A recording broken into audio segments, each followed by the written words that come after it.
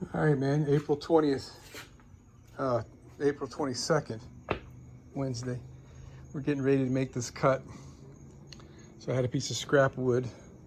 I just trimmed it so that it's smaller than this space. Drove a screw in it, poking out so it can get hooked right there and it won't move out of the way. So this guy, let me lower the blade. It's going to be something like this.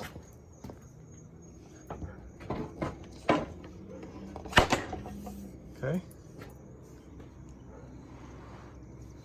I'm going to set the saw for this width because that's my straight edge and I want to cut that line right there, crappy line.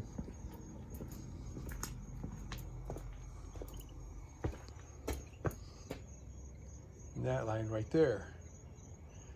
And since this is parallel, all I gotta do is set my saw for this dimension and rip that puppy.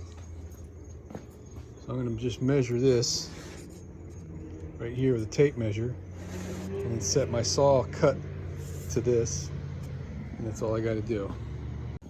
Okay, we're doing one little final check here. Got my fence set at 6 9/16,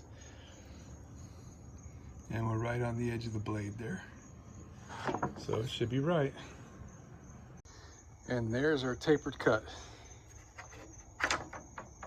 And it sprung back into its warped self.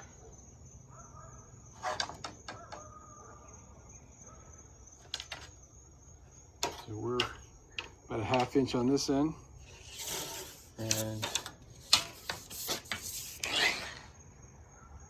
a little more than 1/8 on this end. So with any luck, I didn't mess up on my measurements in the first place, telling me to make this tapered cut. But what I can do, not change anything on the saw.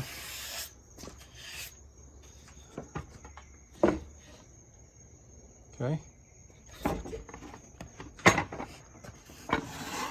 I could take the 4 screws out that I put in to take this loose. And if I need to, I can put it right back and make another cut. Okay, gotta find my tapered piece of wood. I mean, my angle piece. There she is. Oh, there's my earplugs. All right, so we did this right. All right, that could be a little slimmer. All right, it's consistent. Still consistent. All right, I need another clamp here. It looks like, I don't know why it had to be a tapered cut, but it's what it took. There's something about the design of this bus and how the windows are sitting in there. Let me get another clamp or two and make sure I got this thing squared away. Okay, so this piece, you see where, see that's about 9/16 or maybe 5/8 of an inch. I'll have to measure it to be sure. And this guy here is closer to 7/16. Where'd you go? There you go. So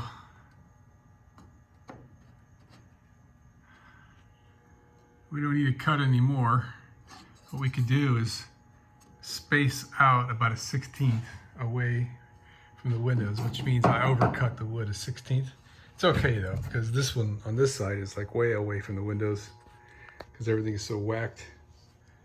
But here's, I have to make a decision. So right now, this piece of wood is straight all the way to the end. And it's even with the window. maybe a 1/16 of an inch high right here, but we're going from a 1/4 inch spacer to no spacer in order to keep this straight. And it's in line with the window and the piece of wood is straight. But what that causes, is when we put this cover on, when you get down here, okay, it's going to be very noticeable. This wood little lip, it's going to show the difference. So I have to make a decision. What do I want to see? Do I want to see this lip crooked, or do I want to see this trim crooked against the line of the window? Gotta make a decision. We're in, and I can live with that. I'm gonna call it a night. I've only worked for about an hour today. Kind of hungry. Dinner's gonna be ready soon.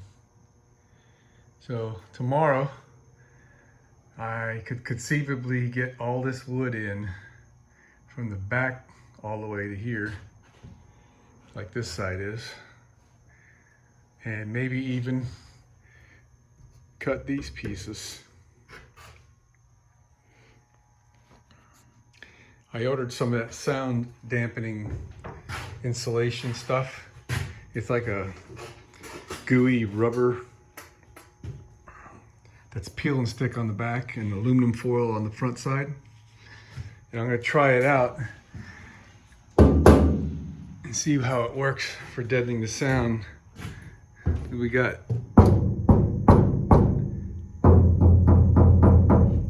quite a bit of noise, and even I got to get someone to tap on that thing. I put a piece of insulation up there and tapped on it, and it still made quite a bit of noise. So we'll see.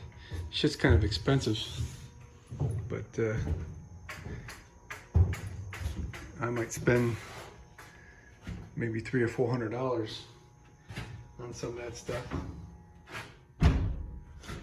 And